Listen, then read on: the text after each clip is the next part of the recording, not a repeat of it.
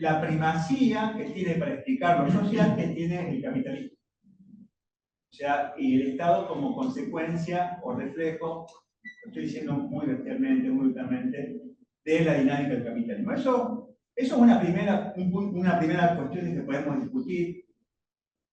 Y ahí puede haber un diálogo con los no marxistas y hacia adentro del marxismo, ¿no? O sea, puede haber un diálogo con gente que viene de otras perspectivas más bebelianas, como yo me inscribo, pero también con lecturas y cosas. Por ejemplo, los autores en un momento hablan de que el problema de la autonomía política no es relevante para ellos, para mí sí, es muy importante. Pero es la autonomía relativa, ¿no? Es una discusión que me hace pensar y que me encanta poder tener interlocutores para ello. Y entonces, el esfuerzo que hacen los autores es, bueno, quiero decir que está el prefacio de John Holloway, y bueno, lo cual marca digamos, la familia de donde se inscribe este texto, que es el derivacionismo. Después, ahí. ¿Con qué están discutiendo los autores? Están discutiendo con dos miradas muy fuertes de la teoría, que es que giró en torno al famoso debate, no el debate Miliband-Poulantzas, ¿no? Miliband, un instrumentalista, Poulantzas, un estructuralista. Entonces, los dos se inscriben por fuera de ese gran debate entre instrumentalistas y estructuralistas, que lo que decían era una cosa muy fuerte: el Estado es funcional, más o menos funcional al capital. En términos generales, uno decía, es funcional, porque las élites están, o sea, las élites políticas son, más o menos vienen, y ahí hay un diálogo con Frank Mills, de las élites económicas, o porque hay un mecanismo intrínseco, estructural, que ya sin sujetos hace que el Estado haga lo que el capital necesita que el Estado haga. Y eso los autores lo empiezan a pensar, y a mí me parece que ese es el gran mérito y el gran interés que me va a ayudar a mí a inclusive dar clases, a hacer políticas públicas. Y la propuesta, bueno, yo me hice un conjunto de anotaciones, es, bueno, yo lo que decía, hay una gran crítica al resto de Laclau sobre eso. En el debate de Miliband-Poulantzas hay un texto de Laclau que para mí es una muy buena crítica a este debate de Miliband-Poulantzas, a los cuales esta crítica que ustedes hacen me parece que también es igualmente valiosa y que tiene que ver con el problema de la racionalidad. Es decir, hay en el marxismo, creo yo,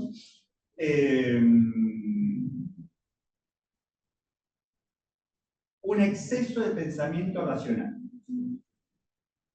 Después podemos pensar qué es lo que es la racionalidad, y los autores cuestionan ese problema de la racionalidad, es decir, el Estado es el capitalista colectivo. Algunos decían, o sea, el Estado es el que tiene todos los intereses del capitalismo en la mente, y entonces puede ordenar o gestionar las diversas contradicciones que al interior de los bloques capitalistas se dan, inclusive ordenar cómo se relacionan los capitalistas con las clases subordinadas, etc. Hay una racionalidad, lo saben, de antes.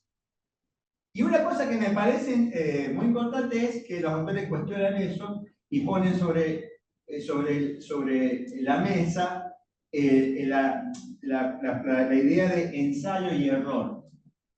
O sea, el Estado es un mecanismo que se va perfeccionando, o va aprendiendo sobre los errores que va teniendo, es decir, post facto. O sea, es una racionalidad post facto.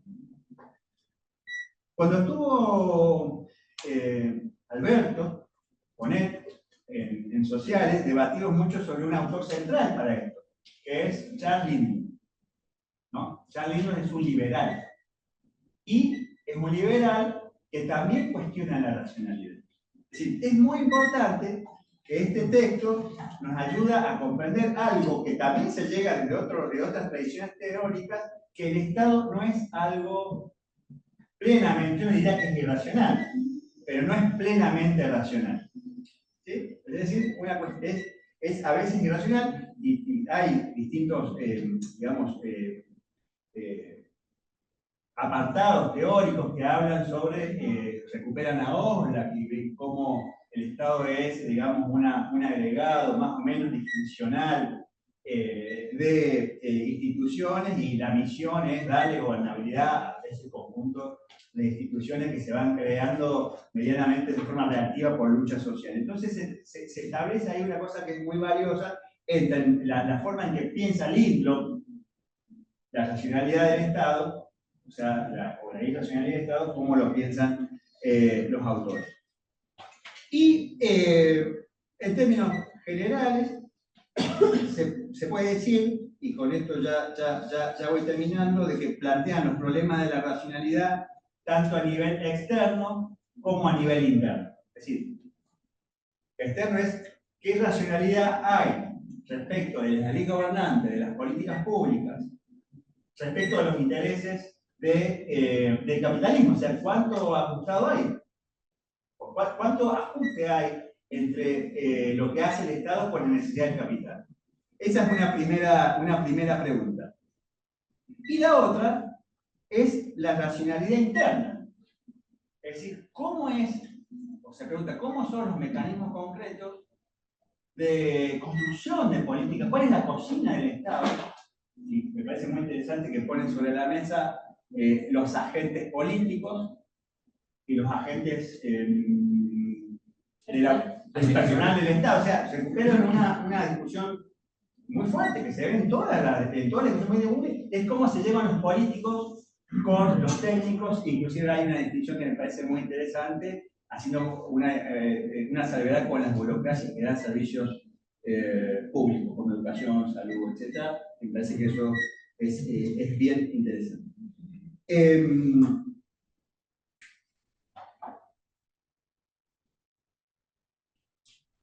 Una cosa que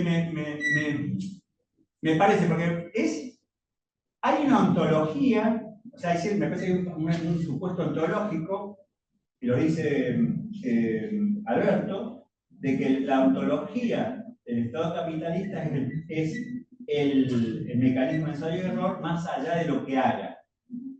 O sea, las políticas concretas.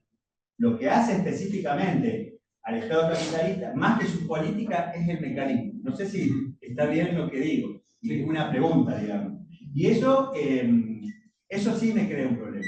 Me crea un problema en el sentido, y ahí vengo con el tema de la autonomía relativa de lo político, y recupero una pregunta clásica de Pulanza que se hace en Estado por el socialismo, es ¿qué utilidad tiene el sistema previsional?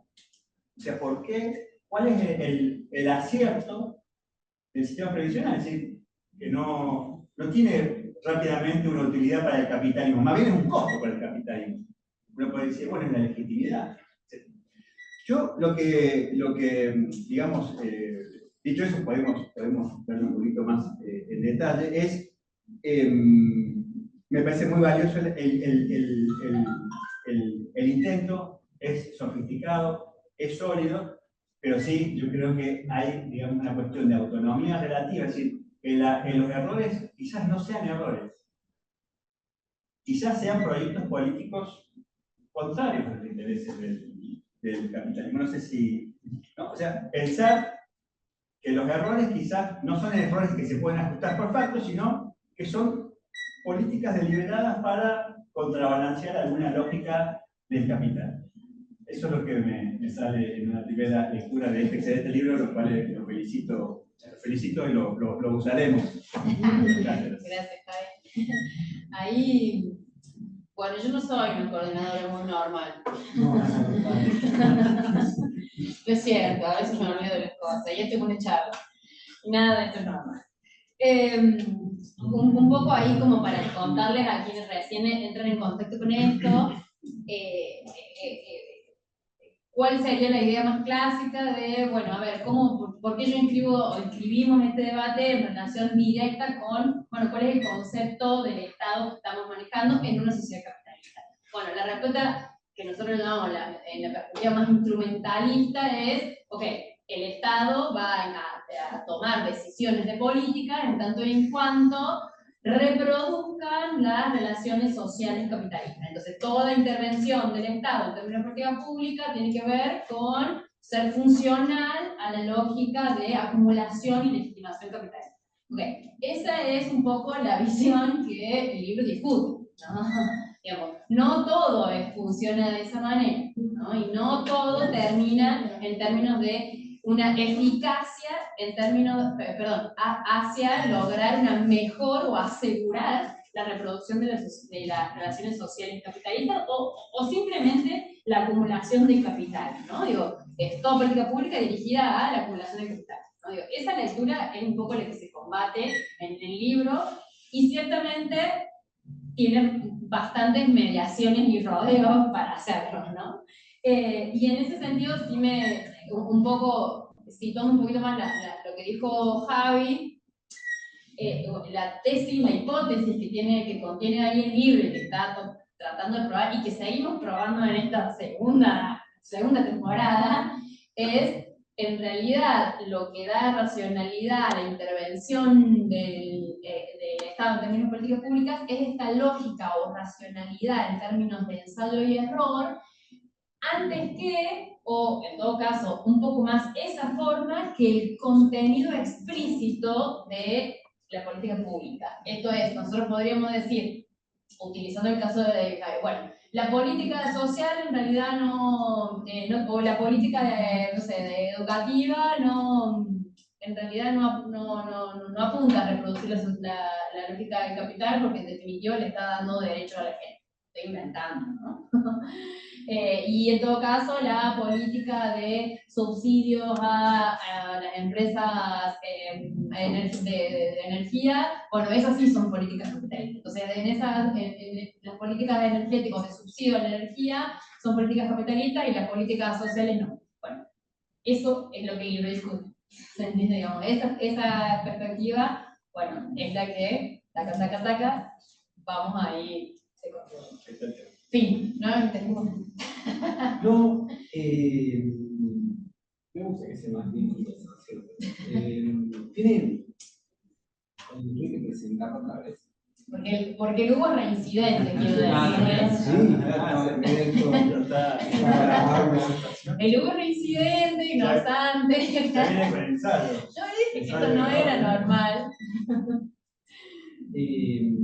Ahí, otra vez con lo que revisar el libro, una herramienta muy útil, escrita por especialistas para no especialistas. ¿Qué significa esto?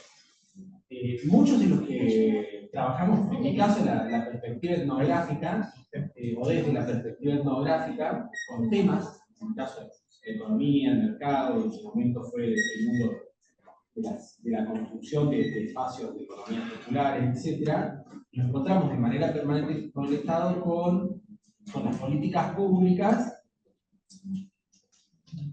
donde en particular la microsociología o la antropología tienen pocas herramientas para pensar el Estado.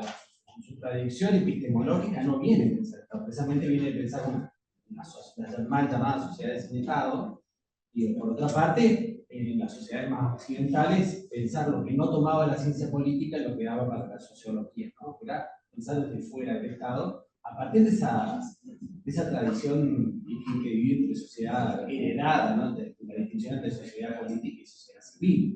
Entonces, en ese sentido era como siempre complejo, en tanto vos tenías que analizar la política pública solo desde la perspectiva de tus actores, que no eran actores que laburaban en la política pública, en su formulación, ¿no? Y por el otro lado, con herramientas bastante dogmáticas respecto de la política pública.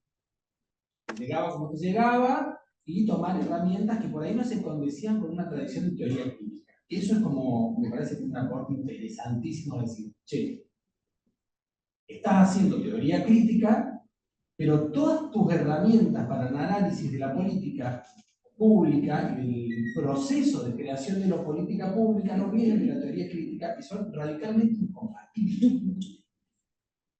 Eso es como la apuesta que me parece más interesante, la apuesta por el derivacionismo y tomar en particular una cuestión muy ligada, muy cara al marxismo, que es la cuestión de la racionalidad. Una racionalidad asesorada, una racionalidad dividida. Entonces, poder pensar en estos términos de que no hay una racionalidad única, porque no responden mucho separado. Uno lo discute y lo pone en el marxismo, yo lo pongo más en el sustantivismo a Marshall Sahlins, ¿no? Un antropólogo norteamericano, y lo que se dedicó es a pensar cómo se constituyen las racionalidades del capitalismo. No hay una forma de racionalidad única, la racionalidad es un instrumento que pertenece a un cierto círculo cultural específico, que va siendo construido y moldeado por contextos, limitaciones estructurales, limitaciones materiales, etc. Y la racionalidad del capitalismo es una racionalidad entre varias otras, una racionalidad específica que también va cambiando y acomodándose de acuerdo con los contextos. Entonces, en ese sentido, lo que aparece interesante es, bueno, esta idea dogmática de pensar el Estado capitalista como una continuación de los intereses de las clases dominantes, es necesario discutirlo. ¿Por qué? Porque a partir de la década del 90, hay que explicarlo también. A partir de la década del 90, con la mercantilización de todas las áreas de la vida social y la mercantilización incluso de la política pública, ¿no? La política social, que son los temas que yo más trabajé, que va a escribir a la lógica del mercado, no solo en lo que trata de traducir en los actores en particular, sino en la manera en la que se explicita como una competencia entre ONG, como una competencia entre organizaciones, ¿no? Que quien tenga el mejor capital, las mayores habilidades, puede quedarse con este premio que son los recursos, ¿no? Bueno, ¿cómo se va a traducir en esa lógica? Pero que cada uno de los actores va a tener una lógica específica que no necesariamente tiene una correlación no necesariamente tiene una correlación con los intereses directos de las clases dominantes. O sea, y hay otra cuestión interesante, que es un desafío etnográfico para nosotros, que me interesaría también en algún momento etnografiar el propio Estado. Es decir, ¿cómo es ese proceso? Ahí hay una vacancia muy interesante en analizar cómo es el proceso concreto por el cual las políticas públicas van siendo construidas, cómo se van tejiendo esas relaciones, esos antagonismos entre los actores. Digo que a partir de los 90, buena parte de la burocracia no fue reemplazada, sino que comenzó a ser articulada por una serie de organizaciones. Se pensó para organizaciones ONGs, internacionales, con ciertas características, ciertos capitales, y apareció todo otro mundo de lo que llamamos las burocracias rebeldes. Las organizaciones sociales, movimientos populares, que son hoy los que hace poco estaban gestionando ya la política pública. No hay necesariamente, una cosa es la barricada, che, ustedes se vendieron a los intereses de la burguesía, por eso están sobre un plan, pero faltaba mucho para poder explicar cómo se articuló esa política social específica, ¿no? O sea, la negociación complementaria, programas jefe y jefa de hogares. No solo se trata de aplicar una situación explosiva que en el largo plazo puede poner en jaque la propia reproducción capitalista, sino que hay mucho más en juego. Hay racionalidades y lógicas que son discontinuas. O sea, no hay una continuidad de lógicas entre el agente estatal, el agente político, ¿no? Esa es la burocracia previa que articula bien ese momento. Un punto muy fuerte en ese sentido del libro. Entonces decía que para quienes no trabajamos específicamente en teoría de la política pública, sino que la política pública, en particular en el caso de la política social, es parte de un trabajo más amplio, era como muy necesario tener este texto, ¿no? Para poder pensar fundamentalmente en esos aspectos donde haya mínimamente nosotros sí necesitamos una continuidad lógica y una continuidad teórica en nuestro trabajo, ¿no? Que no es lo que se necesita, sí. Entonces es como muy importante para poder pensar esos temas, esos problemas, que no es una introducción, sino es más bien un programa, digamos, ¿no? Una guía muy interesante para, por ejemplo, poder analizar nuestros datos, hacernos preguntas teóricas cuando nos encontramos en estado en nuestras relaciones sociales, en nuestros objetos de estudio. Ok. No, te miro, pensé que iban a seguir. Bueno, yo por intervenir, porque sí. No, sé que hay algunas, hay compañeros que han sido estudiantes de análisis de política pública, ¿no? ¿Cómo? De la Católica, de la licenciatura en gestión, bueno. Hay las chicas. Una cosa que también está, y que es una invitación, porque no les voy a spoilear la película ahora, pero una cosa que sí está presente ahí en el libro también es un intento de dialogar con los instrumentos que ya existen de otras perspectivas más concretas de la análisis política pública y que las estudiamos sí o sí, que siempre lo hemos estudiado y que no hay manera que los contenidos mínimos de una materia que se llama el sustento, ¿no? Digo, porque hay una discusión, hay un quiebre profundo con los supuestos de ese modelo.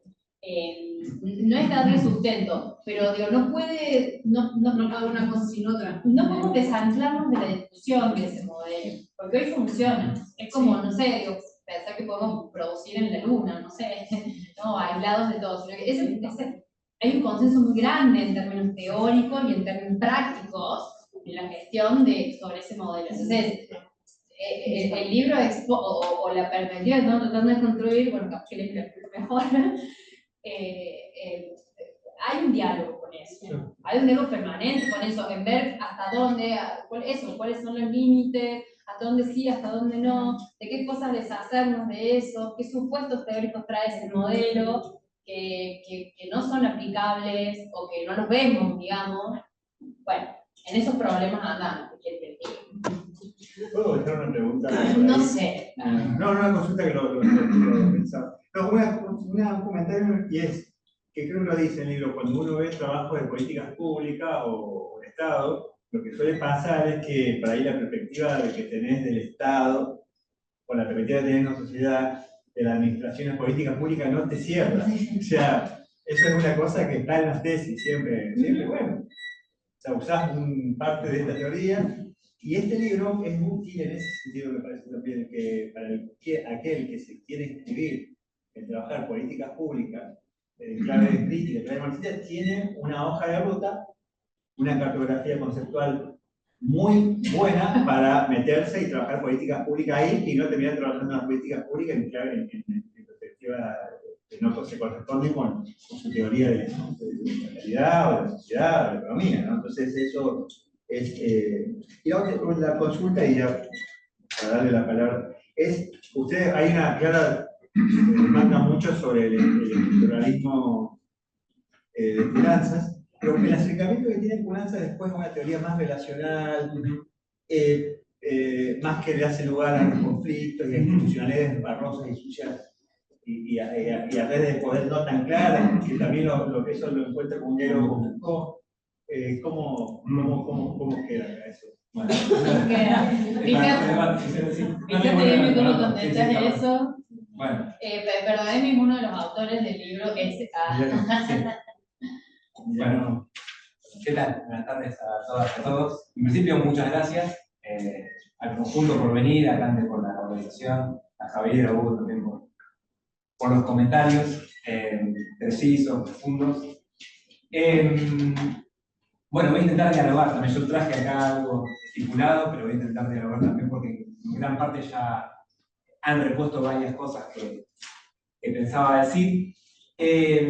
Bueno, la propuesta es una propuesta teórica metodológica que se inscribe en la tradición marxista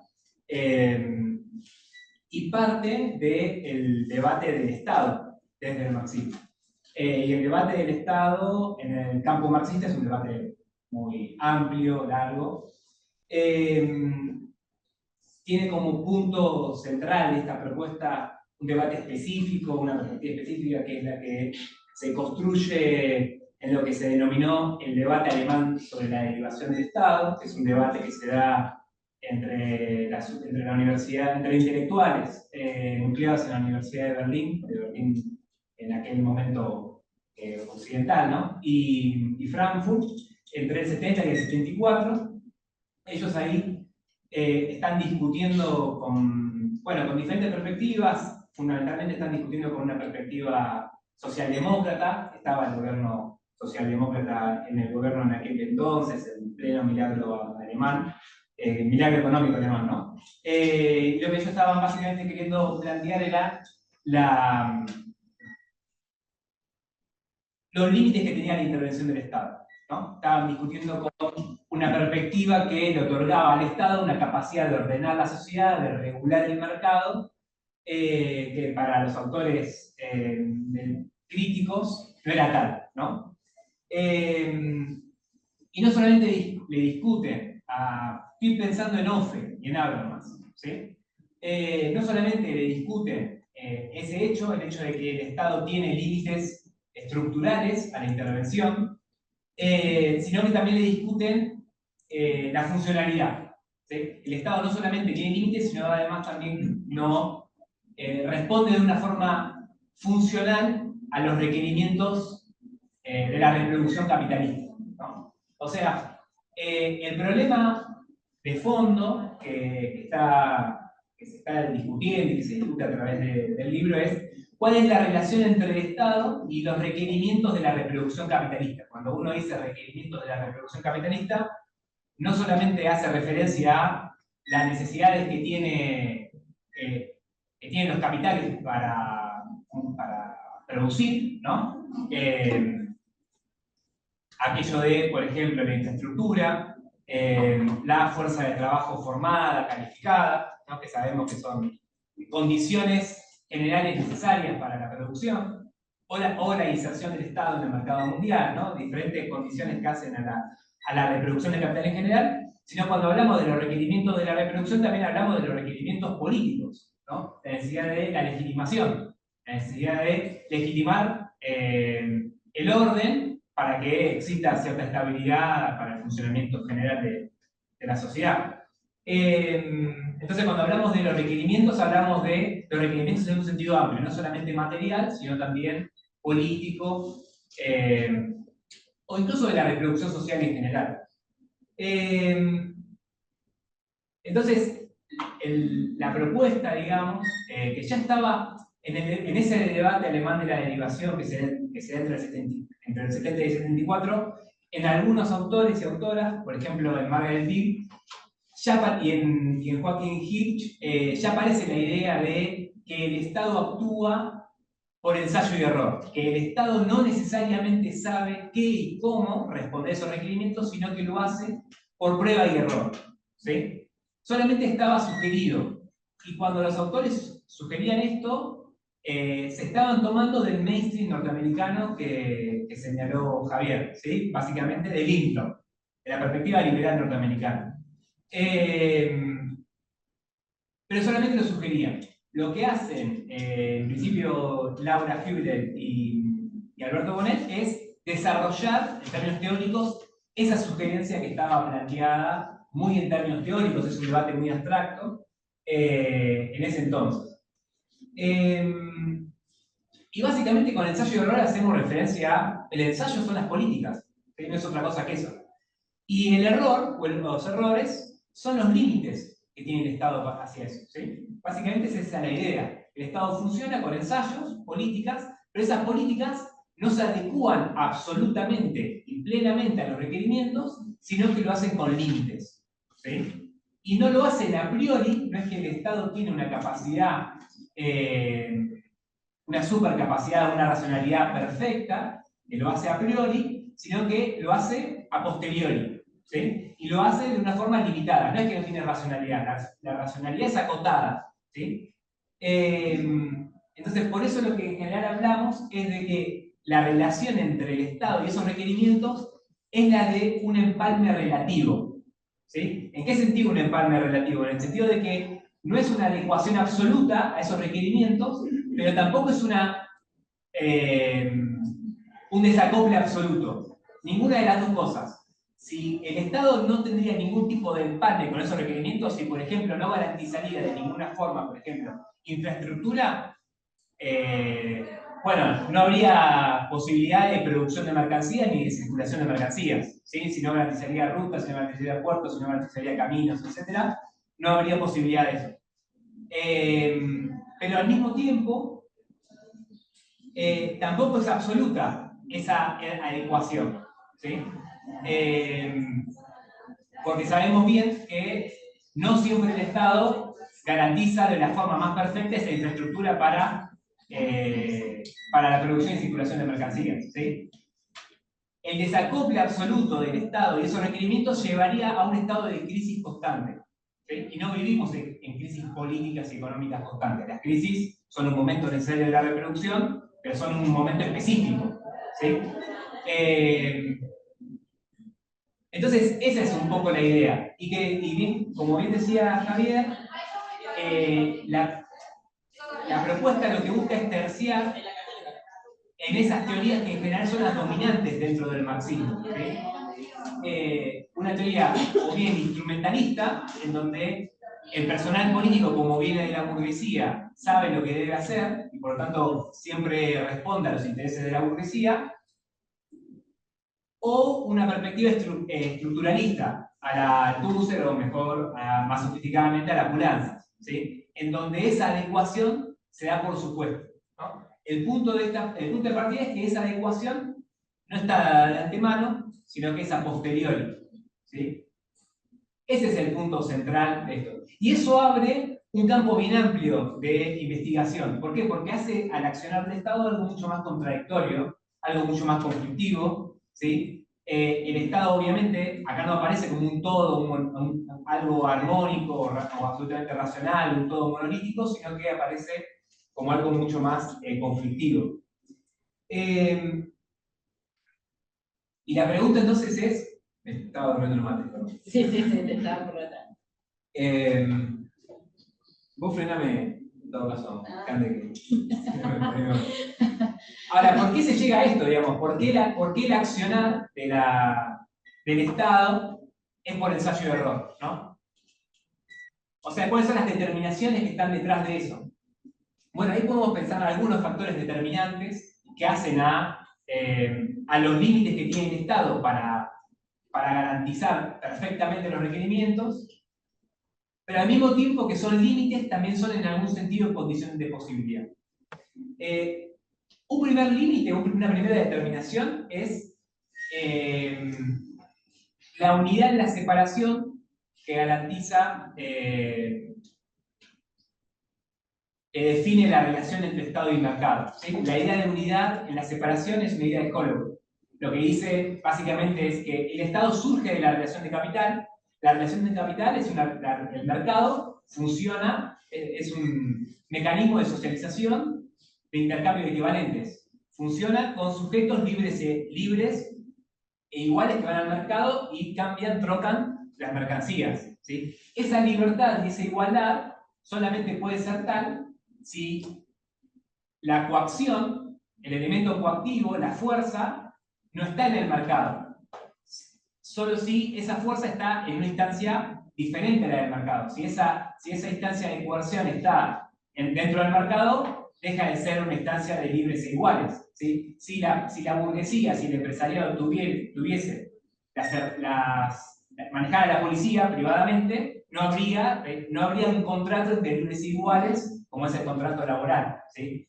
Por eso la fuerza, la coerción, que entraña toda relación de explotación, en el capitalismo, es una característica específica del capitalismo, se separa del mercado, se particulariza en una esfera separada, y eso es el Estado, ¿sí? Por eso el Estado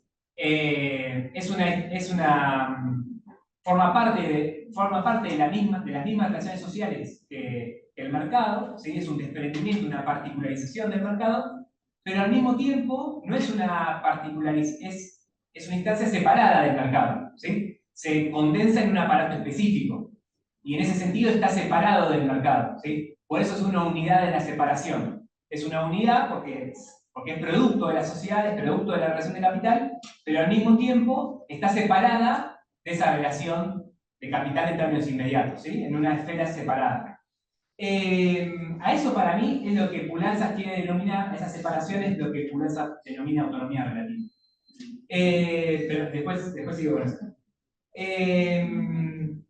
Y eso hace que que en la medida en que el Estado forma parte de las mismas relaciones sociales capitalistas, es un modo de existencia más de esas relaciones sociales capitalistas, no puede anular las contradicciones de sociedad. ¿Sí? No puede anular la anarquía que caracteriza la sociabilidad en el capitalismo. ¿Sí? El conjunto de las contradicciones del antagonismo entre el capital y el trabajo, de la contradicción de la competencia entre capitales individuales, no puede ser anulado por el Estado. El Estado está sometido a esa anarquía y a esas contradicciones. Eso es un primer determinante. El otro determinante del Estado, que hace que el Estado no funcione de forma perfecta es justamente esto, deriva de esto, en realidad, que está sometido a la lucha de clases, ¿sí? A los conflictos de clases y también a los conflictos interburgueses. ¿Sí? No solamente conflictos de clases, sino también conflictos más en general, que derivan de relaciones raciales, religiosas, territoriales, de género. ¿Sí? Al mismo tiempo también hay que anotar acá otro problema, que es que el Estado funciona en una escala global, en una escala nacional, mientras que el capitalismo funciona a nivel mundial. ¿Sí? El capital es una relación global. ¿Sí? Por lo tanto, al Estado se le presenta también un problema en términos de capacidad de incidencia de regulación cuando la dinámica que lo determina es una dinámica global. ¿Sí? Y su capacidad de incidencia es nacional. ¿No? Ese también es un determinante importante a la hora que tiene el Estado a la hora de intervenir en la sociedad y de regularlo. El otro punto, que también es un determinante, es el hecho de que deriva de todo esto es que el Estado está naturalmente o intrínsecamente fragmentado. ¿Sí? Justamente como el Estado, en términos de aparato, condensa contradicciones sociales, no es un aparato racionalmente construido, no es un aparato ordenado racionalmente, jerárquicamente, está ordenado jerárquicamente, pero está, en la medida en que condensa contradicciones, es un aparato fragmentado, ¿sí? Con múltiples áreas que no necesariamente se amalgaman de una forma coherente, racional, etc. Todo eso que han también trabajado, por ejemplo, Olaf Liogón en trabajos bastante conocidos.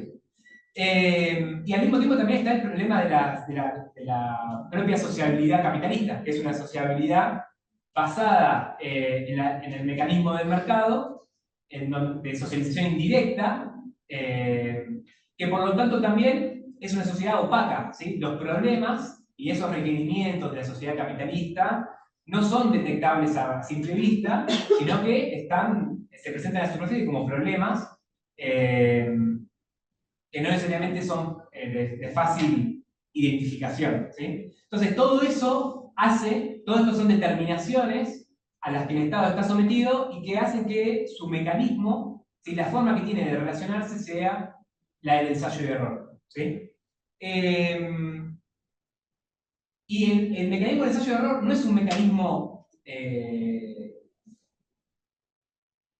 que engloba al conjunto de la política pública como proceso, sino que también el ensayo de error está en cada una de lo que en general se denomina en el modelo secuencial etapas. ¿Sí? En el diseño hay ensayo de error, en la agenda hay ensayo de error, en la implementación hay ensayo de error, en la evaluación hay ensayo de error. Linkeo esto que salió del modelo secuencial. Lo que nosotros planteamos, la crítica al modelo secuencial que nosotros hacemos en el libro, es al hecho que en realidad el modelo secuencial que forma parte del mainstream, pero también dentro del mainstream se encargaron de discutir el modelo secuencial, nosotros tomamos parte de esas críticas, básicamente porque el modelo secuencial no es tal, en el sentido de que lo que el modelo llama momentos o etapas no se desarrollan secuencialmente, sino que son simultáneas. Y en ese sentido no son momentos o etapas, sino que son funciones. Son funciones que realiza el personal político. El diseño o la implementación o la evaluación son funciones que debe de realizar el personal político o administrativo, el personal de Estado en general, para llevar adelante un proceso de política pública. ¿Sí? Y son funciones que se dan de forma simultánea o constitutiva. ¿Sí? No hay secuencialidad necesariamente. Por ejemplo, el proceso de implementación es un proceso que engendra constantemente reformulaciones. Digamos, no hay una política que se desarrolle donde el diseño se aplique y ya.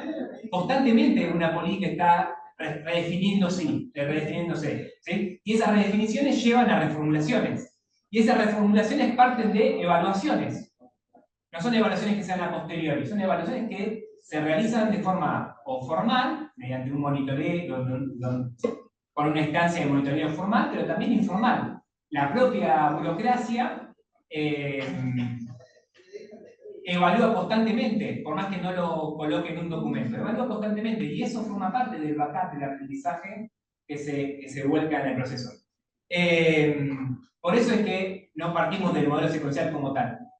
Insisto, el modelo secuencial fue discutido, digamos, la idea de que el modelo secuencial es como una banda transportadora, como una cadena de montaje, es una idea muy artificial, muy formalista del proceso de política pública. Eso por un lado, después ya para ir ya cerrando. Es importante pensar, eso no está en este libro, pero ya estamos pensando para esta segunda fase o temporada, como está diciendo Carmen. Temporada. La cuestión de pensar al proceso de ensayo-error también en términos espaciales y temporales, ¿sí? El tema de las escalas, es muy importante el tema de las escalas, y acá me parece que también se puede hacer un link con lo que planteaba Hugo. Bueno, la política pública se desarrolla en la interescalaridad, ¿sí? En un juego de escalas, constantemente. Y ahí aparece un juego de actores mucho más amplio que hay que contemplar en ese proceso, que agrega mucho más contradicciones, mucho más matices, en donde además también, justamente, los últimos 30 años, del 90 para adelante, como decía Hugo, en la Argentina, o más en general del 80 en adelante, lo que se da es ese proceso de tercerización, ¿no? El Estado terceriza en el mercado, vía privatización o en la sociedad civil, varias de las que eran sus funciones, ¿no? de sus políticas. Y eso agrega otra complejidad al análisis. Entonces, y por otro lado, este tema de la temporalidad, ¿no? El tema de, digamos, de pensar el ensayo de error como un proceso de diferimiento temporal de las contradicciones. ¿Sí? Lindner hablaba de la ciencia de salir del paso, ¿no? Que no es otra cosa que eso, es la política como una política que difiere temporalmente la contradicción hacia adelante, que no la resuelve, ¿sí? La resuelve parcialmente y la difiere.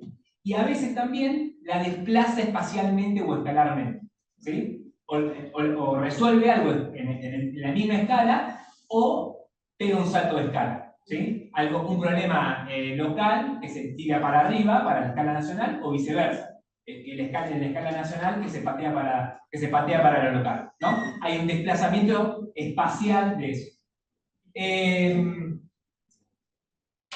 ¿Y cuáles son los momentos en donde, porque uno puede decir, esta es la lógica general del proceso de política pública, pero hay ensayos y ensayos. Hay ensayos más importantes y ensayos menos importantes, ¿sí? Hay momentos de grandes ensayos y hay momentos de ensayos más pequeños, ¿sí? Y ahora voy a poner un ejemplo porque si no esto es muy abstracto. Pero hay momentos en donde una política pública se reestructura y esa reestructuración dura mucho tiempo, y hay momentos en los que una política simplemente se mueve marginalmente, cambios pero marginales, ¿sí? Incrementales, no de gran alcance. Pongo un ejemplo que es un ejemplo que nosotros trabajamos en el libro ahí con Manuel Mayardi con relación a la política social, específicamente con la política asistencial. Lo que nosotros decimos ahí es que la política asistencial, hasta el 2001, era una política asistencial. Cuando digo política asistencial, me refiero a política basada en el subsidio. Sencillamente eso, ¿sí? Subsidio a población pobre, que básicamente lo que hace es apuntalar a estrategias de supervivencia. Eso es lo que hace la política asistencial. La política asistencial hasta el 2001 era una política asistencial que tenía un volumen, un nivel de cobertura, visto desde ahora, bajo, muy bajo, ¿sí? Por ejemplo, los programas de empleo no superaban a nivel nacional los 130.000, ¿sí? Estamos hablando de, porque además no había un solo programa de empleo, había varios dispersos, no superaban los 130.000 programas de empleo, planes de empleo, perdón. Y lo que vemos es que después del 2001, de la crisis del 2001, hay una explosión de eso. Y el Plan Jefas y Jefes es el que inaugura esa trayectoria. El Plan de Jefas y Jefes fue el programa que lanzó Dualde en enero del 2002 para intentar contener el conflicto social del 2001. ¿Sí? Ahora, a partir de ese momento, se abre una nueva etapa en la política asistencial, una etapa asignada por la masividad. La masividad es un cambio de... Para nosotros, la masividad es un cambio de paradigma en la política asistencial, ¿sí? No es lo mismo. Está bien, el instrumento era el mismo, el subsidio, condicionado, etc.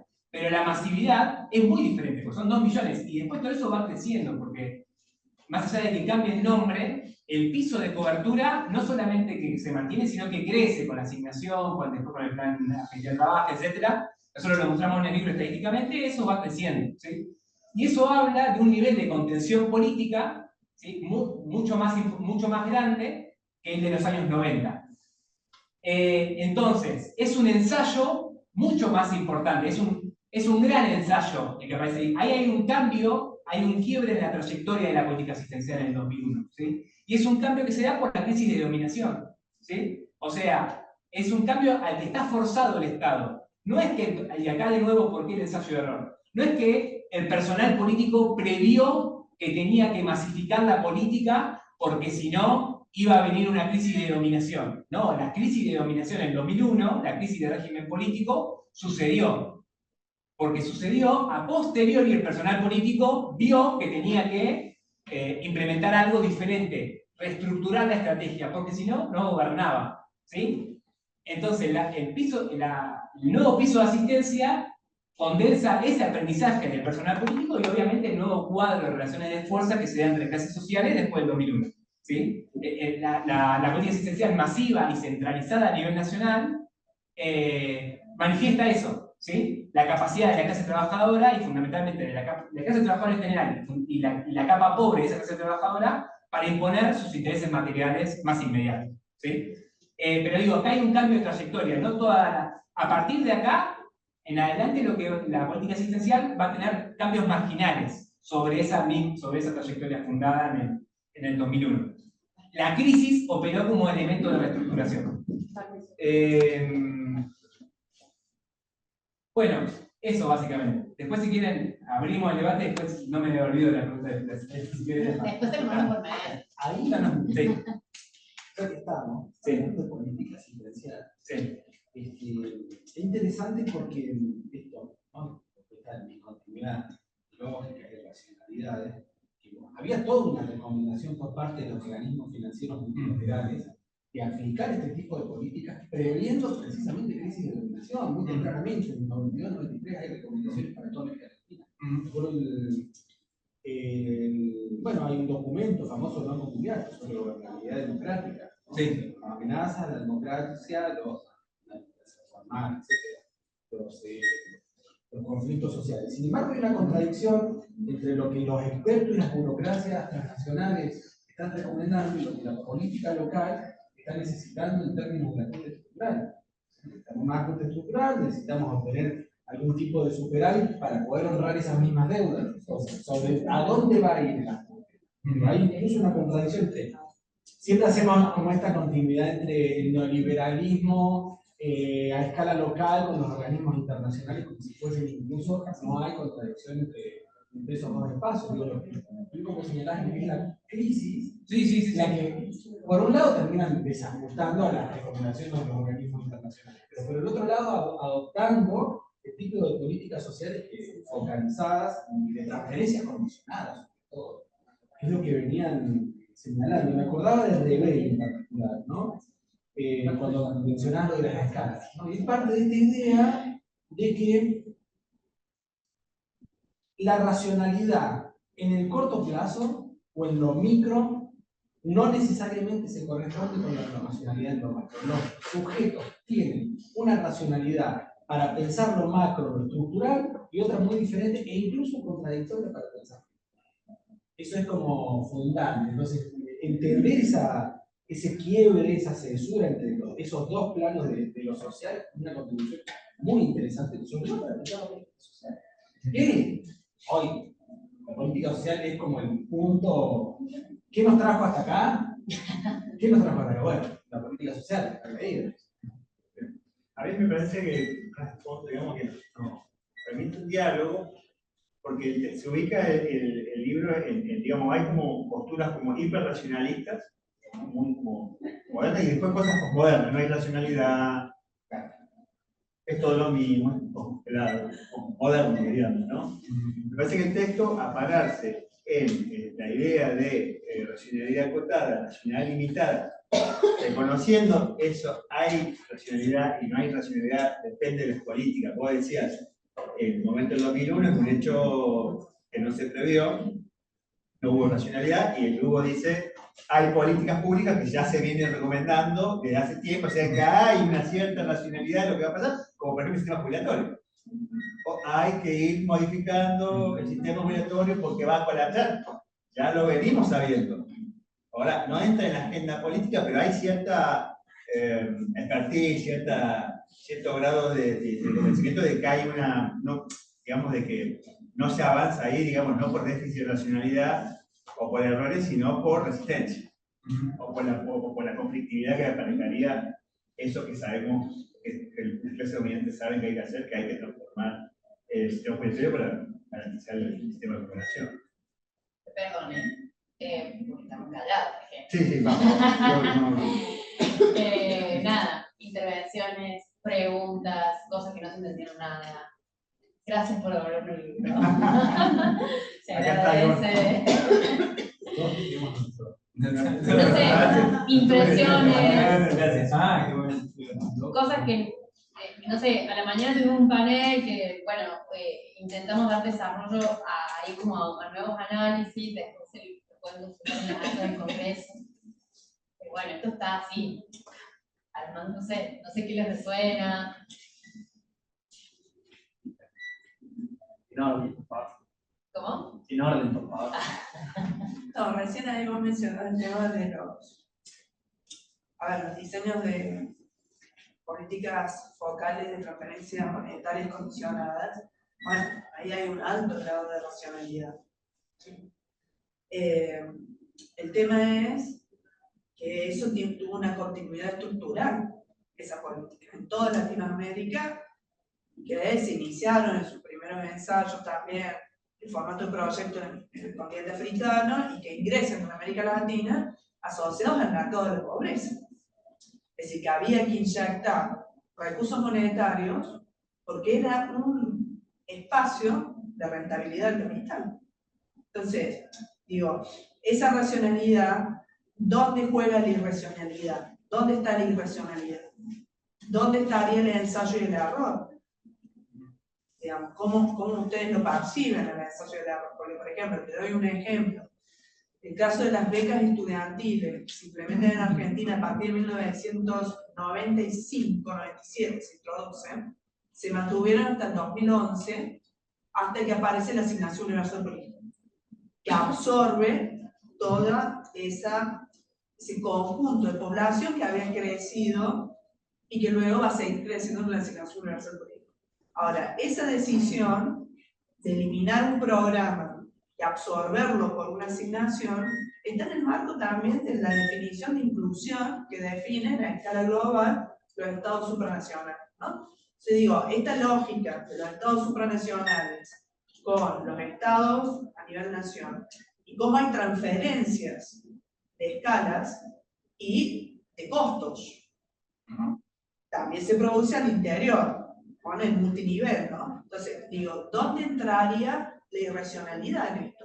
Sí. Porque hasta acá lo que te estoy describiendo son decisiones con alto grado de análisis de costos y análisis de cómo puede responder o no una población X en torno a esa inyección monetaria. Entonces, la irracionalidad, ¿dónde estaría jugando? Bien.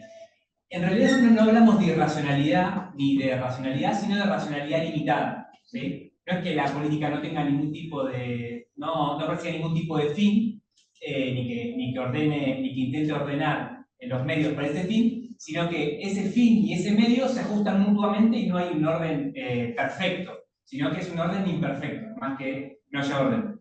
Los programas de transferencia de materia condicionada surgen como experiencia luego de fracasos, ¿sí? O de diagnósticos de experiencias pasadas que se veían problemáticas. Por un lado, los fondos sociales. Los fondos sociales eran eran el paradigma antes de los programas de transferencia monetarias condicionadas, que se visualizaron como problemáticos. Los fondos sociales, lo que eran fondos que se constituían en los estados en alguna burocracia, ¿sí? Por ejemplo, hay una experiencia muy concreta, la de Bolivia en el 86, que era el paradigma que impulsaban los organismos internacionales antes de las transferencias. Que básicamente era conformar una estructura burocrática con determinada cantidad de dinero, y esa cantidad de dinero iba a fortalecer o apoyar un proyecto productivo que tenía que ser impulsado por una comunidad. Pero las diferentes evaluaciones de esa experiencia arrojaban mucha corrupción, un trabajo, mucha discrecionalidad de parte de la burocracia y competencia entre la burocracia, ¿sí? Eso es un trabajo muy claro de una tal Britos. Una brasileña, que si quieren que hace un trabajo, ella lo trabaja desde la perspectiva de path dependence. Entonces, y por ejemplo, además, como esos fondos iban a una burocracia, se armaba una burocracia especializada para manejar esos fondos, se generaba competencia dentro de la administración pública. Y eso también genera muchos problemas. Y además también, además de esos fondos sociales, la otra forma típica de asistencia eran los subsidios. El subsidio a la alimentación, el subsidio a la energía, y también se veía que eran formas muy poco eficientes de apoyar la pobreza, ¿sí? De nuevo, porque había mucha discrecionalidad en los recursos y porque no iba directamente el dinero a las personas. Entonces, las experiencias de transferencia monetaria condicionada surgen, ¿sí? Como un nuevo ensayo, como una nueva política, después de esas experiencias fallidas. En ese sentido hay ensayo y error, ¿sí? Los problemas, los límites que tuvieron las experiencias pasadas hicieron que los programas de transferencia se instalaran como experiencias que superaban o que buscaban superar esas experiencias asistenciales previas. Y después, como vos bien decís, hay todo un proceso de internacionalización de las experiencias. En América Latina surgieron en Campiñas y en Brasil, que son las dos primeras experiencias del 95. Después eso se escala a nivel nacional, a nivel federal en Brasil, y después aparece la experiencia de México, el progreso de México, el después de oportunidades, ¿no?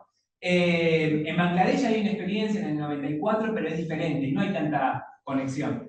Pero quiero decir, ahí también, en esa práctica de la emulación, de la emulación de experiencias exitosas, aparece la racionalidad limitada del personal de Estado. El personal de Estado, por su propia racionalidad limitada, en el sentido de que no conoce todo y no sabe todo, se toma de experiencias exitosas o que aparecen como exitosas en otros lados y las busca llevar adelante, ¿no? Pero digamos, también es una manifestación de eso, de una capacidad limitada para eso. Entonces, bueno, toma experiencias de otro lado que se vieron como exitosas. Pero yo diría, los programas justamente surgen como como expresión de ensayos y errores previos.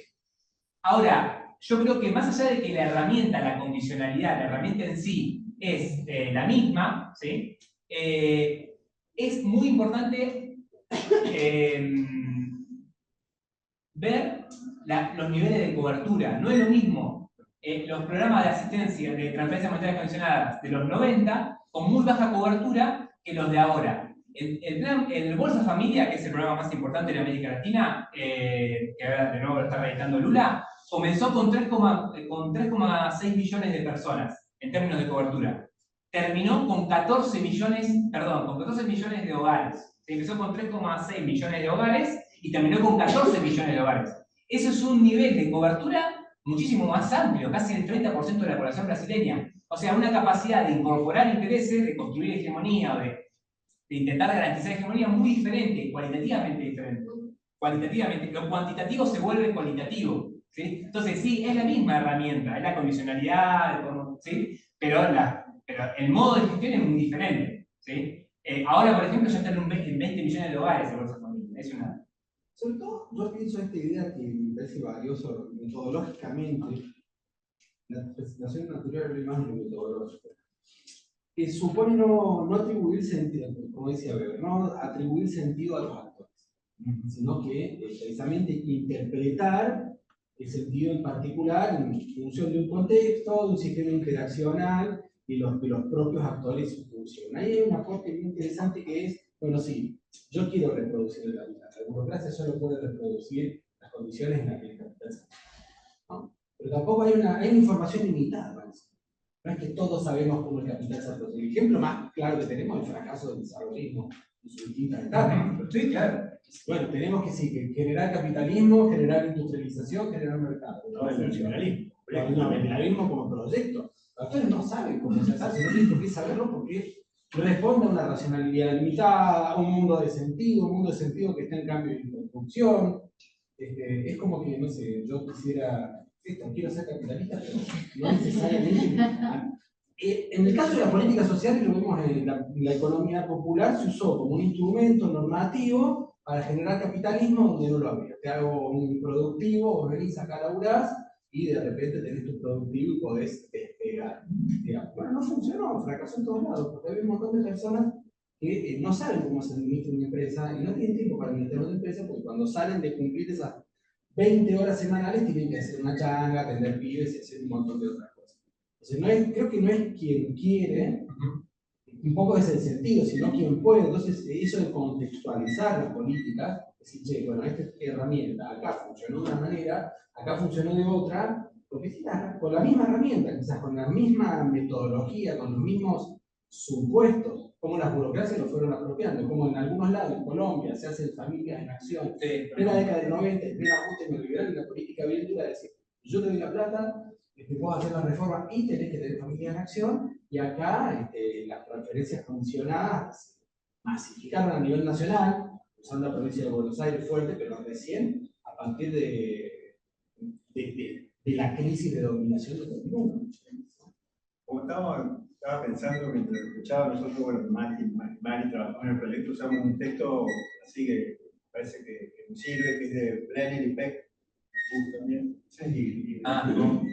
sobre neoliberalización, sobre como un proceso tendencial. Es decir, un proceso tendencial que es abigarrado y que tiene un montón de contradicciones. O sea, y ahí hay una lógica como ensayo y error, ¿no? No es un modelo, sino una tendencia que va aprendiendo de sus errores también, y que tiene ciclos contrarios también, o sea, de contra-neoliberalización. Así que hay ahí como, no sé cómo ven, digo, pero puede haber ahí un diálogo con esta idea de pensar el Estado no tan subordinado a la lógica, un mecanismo claro de subordinación, sino un mecanismo más opaco, más de aprendizaje, más experimental y más fallido, ¿no? Bueno, ¿ese habla de la trayectoria dependiente de Pearson? No. Sí. Sí, claro. Sí, la forma que asume es esa forma inercial, digamos, la que dice Pearson, ¿no? Sí. Una pregunta, ¿no? Sí. Esa forma inercial de responder a la demanda, ¿no? Y que además juega con las temporalidades de manera diferente según los tiempos, según el país, según las escalas, ¿no? Un poco lo que estás haciendo acá. Ustedes están diciendo que la racionalidad se vería un poco en la respuesta o en el feedback que se genera con una demanda concreta, con una emergencia de dinámica de demanda social. Claro. A mí me parece, yo encuentro analogía ahí un poco con la teoría cibernética del segundo orden, ¿no? que es una teoría estatal, a fin de cuentas. Y hay un autor argentino, Pablo Rodríguez, que hace una crítica, ¿no? Él critica al postestructuralismo francés, porque dice, mientras estos tipos estaban discutiendo en la escena o el paso de la sociedad de vigilancia a la sociedad de control, se estaban comiendo una discusión previa, mucho más importante, mucho más profunda, que es la discusión de la cibernética que se genera en Estados Unidos a partir del 48, que había dado herramientas que habían permitido, por ejemplo, una experiencia como la de Chile en el 73, ¿no? El cybersyn y toda esa experiencia de poner en juego un sistema cibernético basado en la prueba y error, en el feedback, y no lo habían sabido acompañar, no habían sabido cruzar y dotar de sentido a una discusión política que tenía sentido concreto, y una teoría del sistema que estaba desarrollada en ese momento. A mí me parece que lo mismo vale para armas y ¿no? Que Klaus Hofe también en sus libros aborda, se basan ambos en esta teoría general de sistemas de Niklas Luhmann, que es muy parecida, aunque más estática, ¿no? Más cristalizada por cómo lo explica, pero seguimos sin entrar en algo que creo que de todos esos debates, el que más persistencia ha tenido en el tiempo hasta la fecha es el de la cibernética, precisamente. Esas discusiones que encuentro en esta racionalidad o esta identificación de la racionalidad como el rebote o una demanda, reglas que están implicadas hoy en esa teoría que es la cibernética y que hoy está más vigente que nunca.